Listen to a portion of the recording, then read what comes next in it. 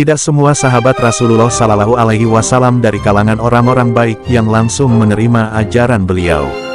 Namun, dengan ketulusan hati beliau, yang awalnya musuh pun bisa dijadikannya sahabat. Umair bin Wahab sebelum menjadi sahabat Rasulullah Shallallahu Alaihi Wasallam, ia adalah salah satu musuh paling keras di masa jahiliyah. Di pertempuran Badar, Umair bin Wahab adalah salah satu pemimpin Quraisy yang menghunus pedangnya untuk menghadapi Islam. Kemampuan paling menonjolnya adalah penglihatan dan perhitungan yang tepat, hingga ia memiliki dendam dan ingin membunuh Rasulullah Shallallahu Alaihi Wasallam. Merangkum buku sirah 60 sahabat Nabi Muhammad Sallallahu Alaihi Wasallam oleh Ummu Aisyah, di Perang Badar, Umair bin Wahab menjadi salah satu panglima dari suku Quraisy dan dijuluki setan Quraisy. Sebagai bentuk strateginya, ia berinisiatif mengintai persiapan Rasulullah Sallallahu Alaihi Wasallam. Melihat pasukan Islam berjumlah 300 orang tanpa ada prajurit cadangan dan tidak takut mati, Umair bin Wahab memutuskan untuk menarik mundur pasukannya kembali ke Mekah. Menurutnya, jika jumlah korban dari pihaknya sama dengan jumlah pasukan Rasulullah Shallallahu Alaihi Wasallam, maka itu adalah sebuah kerugian. Sebaliknya Abu Jahal tidak melihat pasukan kaumnya mundur. Dia kembali menyemangati dan mengobarkan api dendam kepada kaumnya, maka pasukan pun kembali ke Badar. Perang Badar pun pecah dengan korban pertama dari suku Quraisy adalah Abu Jahal. Sebagai panglima, Umair mendapatkan kekalahan telak di medan Badar. Korban yang terus berjatuhan membuat pasukannya frustasi. Selain itu, satu putra Umair menjadi tawanan perang. Umair pun tidak bisa menyembunyikan kesedihannya atas kondisi sang anak. Kesedihan yang berujung pada rasa dendam hingga ingin membunuh Rasulullah Shallallahu Alaihi Wasallam. Merangkum buku sirah 65 sahabat Rasulullah Shallallahu Alaihi Wasallam karya Abdurrahman Rafat Al-Fasya, Umair bin Wahab bertemu Safwan bin Umayyah di suatu pagi.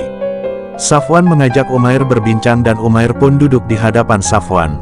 Kedua pria tersebut akhirnya mengingat kekalahan telak dalam peristiwa Perang Badar. Mereka juga menghitung anggota kelompok mereka yang ditawan oleh Rasulullah dan para sahabatnya dalam perang. Di tengah kesempatan itu Safwan berkata, "Demi Allah, tidak ada kehidupan yang lebih baik sesudah mereka kini, sesudah kematian pahlawan-pahlawan Quraisy. Demi Tuhan, seandainya aku tidak memiliki utang yang harus kulunasi dan kekhawatiran atau keselamatan keluargaku setelah kehilanganku, sungguh aku akan pergi menemui Muhammad dan membunuhnya," timpal Umair. Safwan mendorong semangat dan membakar api dendam Umair dengan berkata, "Semua utangmu di atas tanggunganku, sedangkan keluargamu bersama keluargaku. Aku akan menjamin keselamatan mereka seumur hidup mereka. Aku tidak akan berbuat berat sebelah sehingga melemahkan keluargamu." Umair bangkit, dan api kedengkian berkobar dengan dahsyat di dalam hatinya terhadap Rasulullah. Lalu ia mempersiapkan bekal untuk mewujudkan tekadnya dan tidak ada kegelisahan sedikit pun di dalam hatinya. Umair meminta keluarganya untuk mengasah pedang dan melumurinya dengan racun, kemudian ia meminta disiapkan kendaraannya. Dia mulai perjalanan menuju Madinah, dibalut oleh selendang kebencian dan kejahatan. Saat Umair tiba di Madinah, orang pertama yang melihatnya adalah Umar bin Khattab. Melihat Umair berkeliaran dengan pedang di tangannya, membuat Umar khawatir kalau Umair datang dengan niat buruk.